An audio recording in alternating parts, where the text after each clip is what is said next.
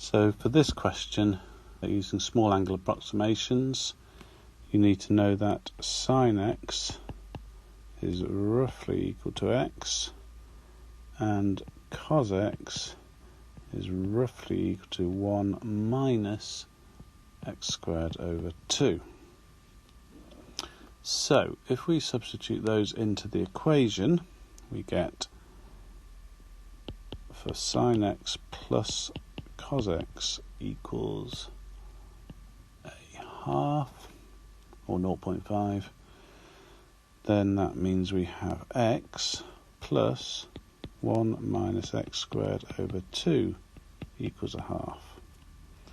So we can times through by 2, in which case we get 2x plus 2 minus x squared equals 1.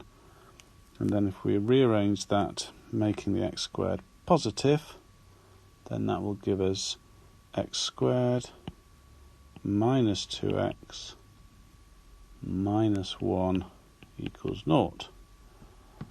Now we can see that that won't factorise, so we can use the formula, and we have a is 1, coefficient of x squared, b is minus 2, and c is minus 1.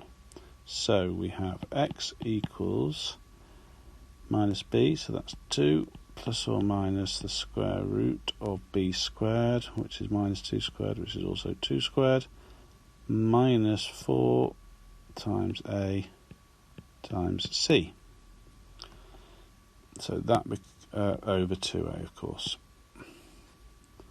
So that gives us, just tidy that out of the way, so that gives us 2 plus or minus the square root of 8 over 2, which gives us 1 plus or minus, when we're dividing this square root by 2, that becomes 2 squared inside the square root, which is 4, so that's 1 plus or minus root 2.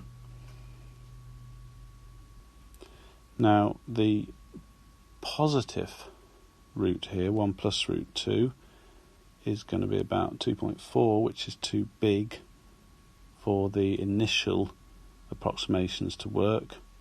So we're therefore left with x equals 1 minus root 2. And for those of you who like decimals, that would be minus 0.4142.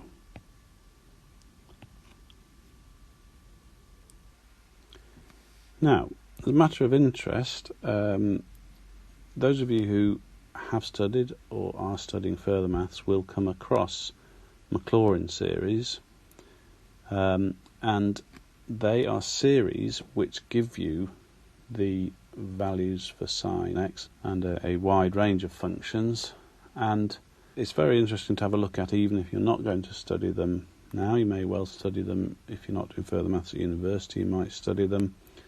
But they're quite nice, and we have that sine x is x minus x cubed over 3 screech, or 3 factorial, plus x to the 5 over 5 screech, and that carries on. And we have that cos x is 1 minus x squared over 2 screech, plus x to the 4 over 4 screech, and so on. And what you may notice there is if we differentiate the first one, the sine, so if we do d by dx of sine x, then this gives us x differentiates to 1, x cubed over 3 screech. Well, 3 screech means 3 times 2 times 1, so when we differentiate the x cubed to get 3x squared, then the 3 screech cancels down to 2 screech, so there's x squared over 2 screech, and a similar thing happens to the next one, so that becomes x4 over 4 screech, and you can see that that's exactly the same as cos, which of course we already knew that differentiating sine x gives us cos x, but actually that's quite a good way of showing it. Okay, and for these we will have a little look at what they look like, which is pretty interesting in itself. So here we can see the sin x curve in black along there. Notice this is in radians, and all this work relies on being in radians, including the small angle approximations. So if you're ever asked a question with small angle approximations and degrees are mentioned, you must convert them into radians. So what can we do with this? Well, this is the first Maclaurin approximation, so that's why it's called M1, and that's the small angle one. And actually we can see that the function there, the purple one is the Maclaurin one, is very close to the sine curve.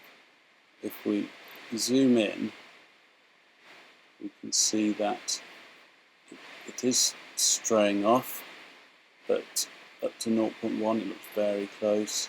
If we zoom in some more, we can see that it's very accurate at that sort of level.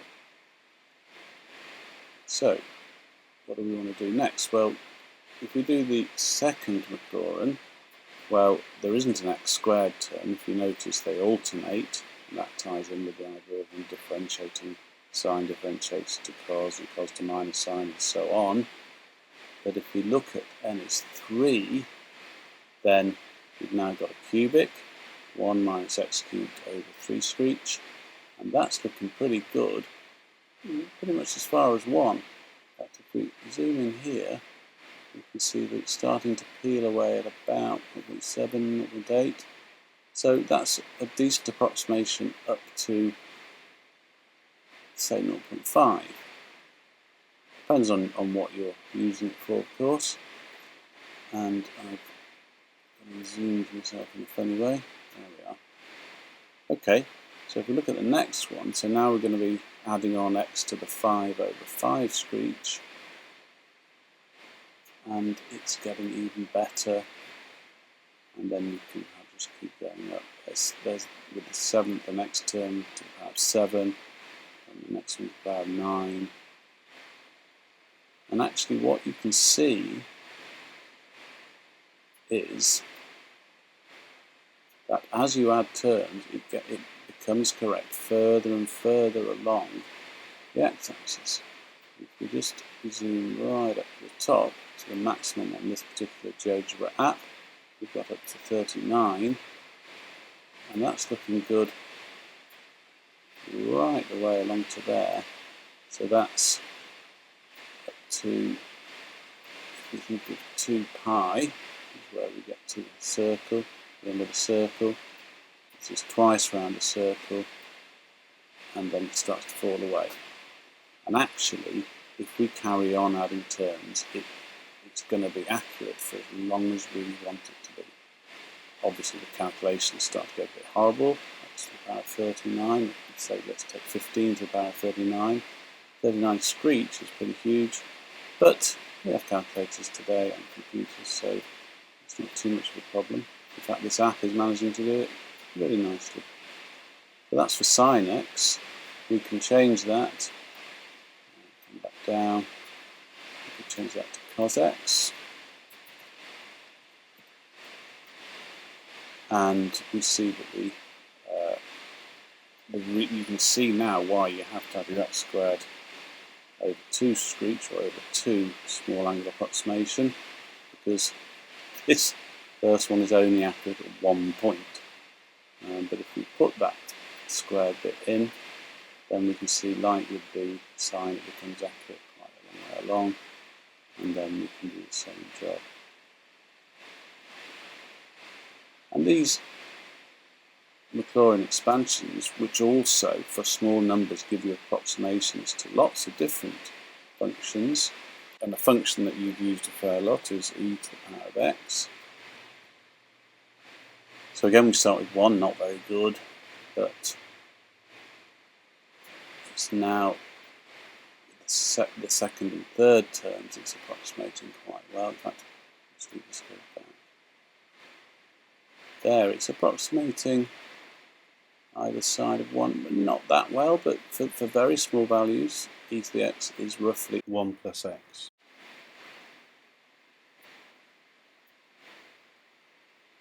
and then as we go up, you can see it doesn't take that long for it to be looking really good. And notice as well, if we differentiate these terms, the 1 disappears, x differentiates to 1, x squared over 2 screech, which is just x squared over 2, differentiates to x cubed over 3 screech, as we saw with sine x, becomes x squared over 2 screech. And so we can see that when we differentiate e to the x and get e to the x again, which you have studied, then we can see that that works with the Maclaurin series as well. And it's very easy to see how that continues. So, just a little look at Maclaurin series, really coming out of the small angle approximations, which come from taking the beginning of the Maclaurin series.